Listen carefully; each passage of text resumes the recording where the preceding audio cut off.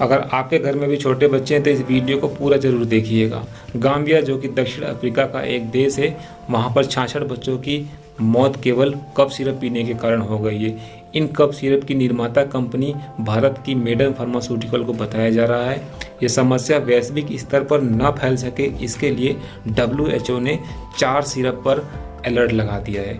यदि आप इन 4 में से कोई भी एक सिरप अपने बच्चे को दे रहे हैं तो इसे तुरंत रोक दीजिए।